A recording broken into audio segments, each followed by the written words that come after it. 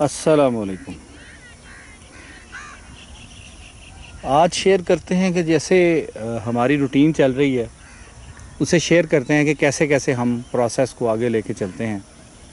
ये वो एकड़ है जो हमारा ऑर्गेनिक एकड़ है। इसमें से अभी हमने गंदम काटी है।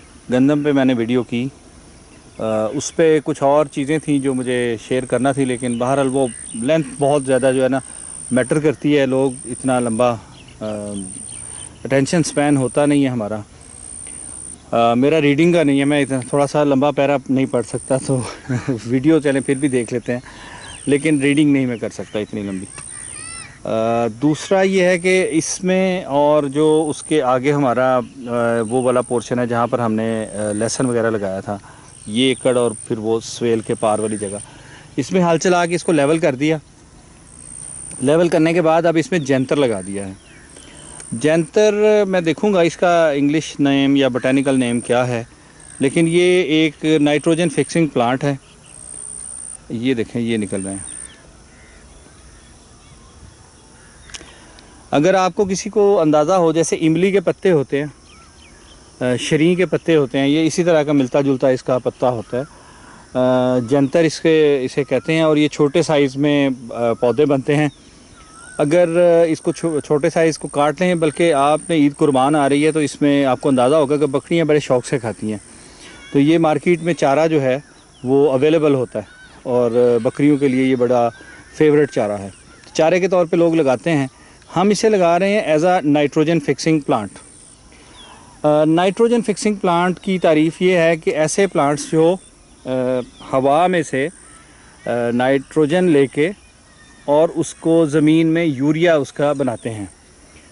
उसमें हमारा जो बरसीम है, जिसको शटाला कहते हैं, वो भी नाइट्रोजन फिक्सिंग प्लांट है। जितनी दालें फली वाली जितनी भी अजनास हैं ना दालों में हैं, चाहे वो मोरिंगा है, चाहे वो शरीं है, ये पौधे ऐसे हैं कि जो नाइट्रोजन फिक्सिंग है। शीशम टाली जो है ये भी नाइट्रोजन फिक्सिंग है। जिसके ऊपर भी फली बनती है वो नाइट्रोजन फिक्सिंग प्लांट है, और वो हवा में से नाइट्रोजन लेके ज़मीन में यूरिया बनाता है। मैं अभी कोशिश करता हूँ कि वहाँ पर लूसन लगा है, लूसन निकाल के मैं आपको वो उसका तजर्बा भी करवाता हूँ कि किस तरह वो हमें पता चलता है कि ये यूरिया की छोटे छोटे बॉल्स उसके जड़ों के साथ नज़र आते हैं। जब हमने ये लगाया ना, तो एक मसला जो बना हमारे साथ वो ये है कि ये देखें, इसमें ना क्रैक्स आपको नज़र आएंगे। तो ये ज़मीन जो है ना, ये जब लगाया जाता है चारा या कोई भी फसल, गंदम भी लगा दी जाए, अगर उसके ऊपर बारिश हो जाए या उसको पानी दे दें तो ये ऊपर से, इसको कहते हैं करंड हो जाती है। तो ये साथ वाला खेत है, ये मैं आपको दिखाता हूँ। तो ये देखें कि ये जो है ये सिचुएशन बन जाती है।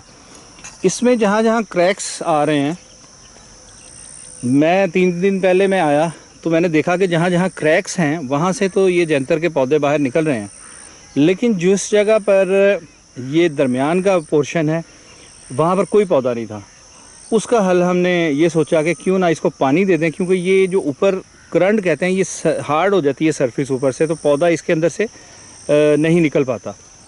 तो फिर इसे हमने कल पानी दिया। अब अगर इसे हम देखें,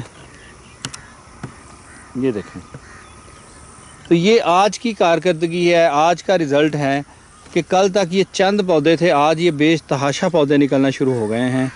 उसमें से बहुत सारे पौधे जो इस वक्त मुझे नज़र आ रहे हैं, जो मैं इनको डिफ्रेंशिएट कर सकता हूँ कि वो आज वाले पौधे हैं, वो पहले नहीं हैं। जो पहले निकले हुए हैं उनके ट्रू लीव्स भी निकलना शुरू हो गए हैं, बेबी लीव्स हैं, और जो आज निकले हैं वो सब बेबी लीव्स हैं और छोटे छोटे हैं। और ये बड़ा तेज़ी से पौधा बढ़ता है, बड़ी इसकी ग्रोथ बहुत अच्छी होती है, बहुत फास्ट होती है।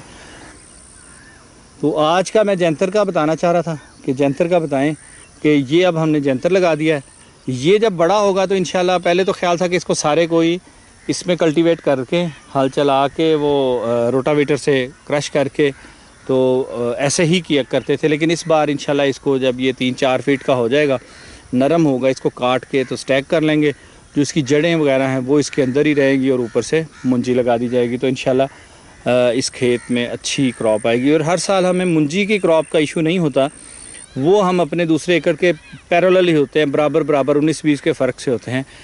क्योंकि यहाँ पर हमने एक जंतर लगा लिया। सेकंड उसके बाद खाद वगैरह हम गोबर जो है वो भी अभी इसमें डाला है, वो डाल लिया, तो ये अच्छी क्रॉप हो जाती है। लेकिन जब मुंजी के फ़ौरन बाद गंदम लगती है, उसके दरमियान इतना वक्त नहीं होता कि कोई और क्रॉप लग सके। फिर मुंजी में पानी खड़ा रहता है, इसमें जड़ी बूटियाँ कम होती हैं। उसमें पानी खड़ा नहीं होता, उसमें जड़ी बूटियाँ जो निकल आती हैं वो हमारे लिए कंट्रोल करना मुश्किल हो जाता है। तो अब हम कोशिश करेंगे कि अब इसका कोई हल निकालें, लेकिन ये साथ साथ इन्फॉर्मेशन आपके साथ शेयर करते रहें कि कैसे हम इसको लेकर चल रहे हैं। और पहले जंतर लगाया था, कल हमने इसको पानी लगा दिया, कितने दिनों में ये तैयार होता है वो भी आपके साथ शेयर करेंगे। तो सी यू नेक्स्ट टाइम। अल्लाह हाफिज़।